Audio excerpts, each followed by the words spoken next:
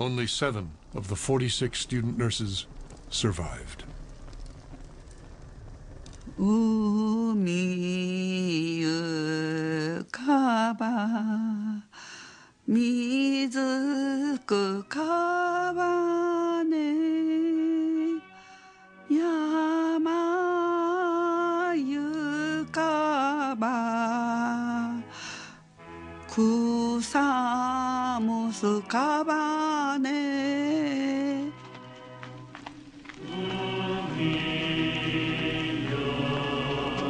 As Americans approached General Ushijima's cave, he retreated to its depths.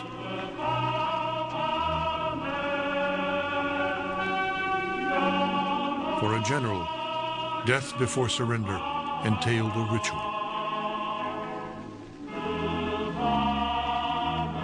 He knelt, facing north toward the imperial palace.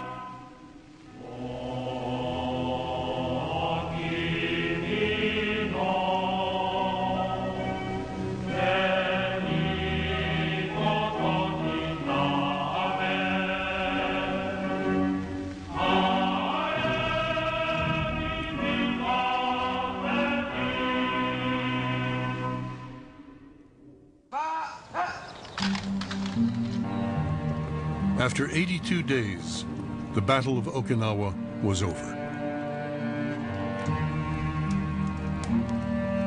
More than 70,000 died trying to defend it. More than 12,000 died trying to take it. An additional 36,000 were wounded. Almost 1/3 of the invasion force were casualties. The survivors would invade Japan. Reporters are saying that the Japanese are the best cave and hill fighters in the world, and Okinawa is just an inkling of what's going to come when we actually hit the main Japanese islands. The American people were anxious to end this thing. There's a sense of over by 45, but nothing in the character of these battles gave any indication that the Japanese were going to surrender. How do you end this on both sides? I mean, you have to achieve an understanding. Now, with the Nazis, it was pretty easy. The understanding was, we'd walked over your entire country. You surrendered. Well, Japan hadn't been walked over. What was the understanding? What was the basis for war termination? The Japanese wouldn't say surrender. How do you end it? How do you end it quickly? How do you end it efficiently? These questions faced America's new president, Harry Truman, who succeeded Franklin Roosevelt after he died in April. Okinawa was Truman's first battle as commander-in-chief, and it weighed heavily on him. Shall we invade Japan proper, or shall we bomb and blockade? He wrote in his diary on June 17th. That is my hardest decision to date. When he met with his advisors the next day, Truman was more concerned about casualties than a quick end to the war. Army Chief of Staff George Marshall was less concerned about casualties than ending the war quickly. He presented the invasion plan the chiefs had agreed on. To establish air bases, the U.S. would invade southern Kyushu with 9 divisions.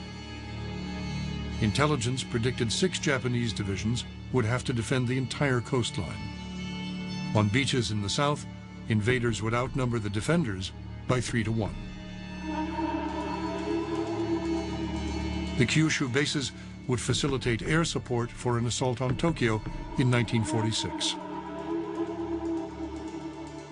Truman never got a forthright answer on potential casualties. Marshall essentially evades giving a direct answer to that question. At one point, Admiral Leahy, Truman's chief of staff, suggests it'll be like Okinawa, 35% of the committed forces. Since we're talking about using about 776,000 men on Kyushu, that works out to more than 200,000 casualties, but nobody works that out. This is really the 5-star general talking to the World War I captain.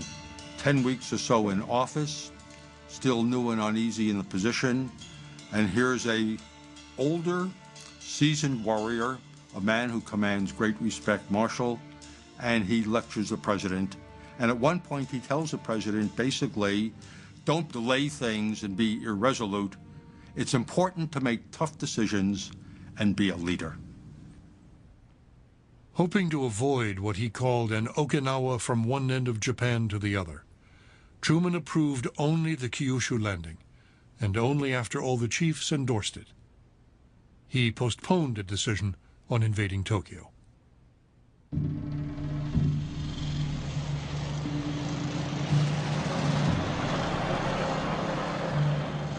Only 2 weeks after committing himself to a fight to the finish, the emperor summoned his war cabinet. It was June 22nd, the day Okinawa fell to the Americans. The emperor's conference with this inner cabinet was indeed a critical moment and extremely unusual in the nature of Japanese politics, because the emperor, in fact, took the lead, indicated that he wanted the government to actively pursue a diplomatic option, mediating an end to the war, not surrendering, mediating an end to the war that would be acceptable to Japan. The diplomatic option also had to be acceptable both to General Anami, who led the military faction in the war cabinet, and to Foreign Minister Togo, who led an emerging peace faction. The emperor had been warned the Soviet Union might enter the war against Japan. Nonetheless, the war cabinet decided to ask the Soviet Union to mediate. For military, I think it is very important to keep the Soviet out of the war. They were quite aware that they could not afford to have a two-front war. And Togo thought that Moscow approach, I think, is crucial to terminate the war. There was no decision on what peace terms Japan might offer.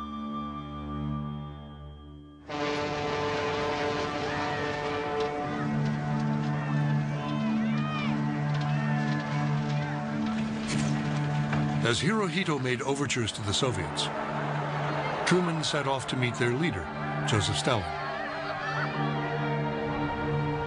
He went to the Berlin suburb of Potsdam to discuss post-war Europe with Allied leaders, and to see that Stalin kept a promise to enter the war against Japan after Germany was defeated.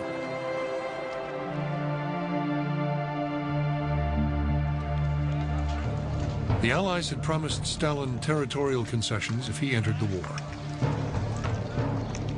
Stalin told Truman he would, on August 15th. Truman's diary entry that night read, "Fini Japs when that comes about."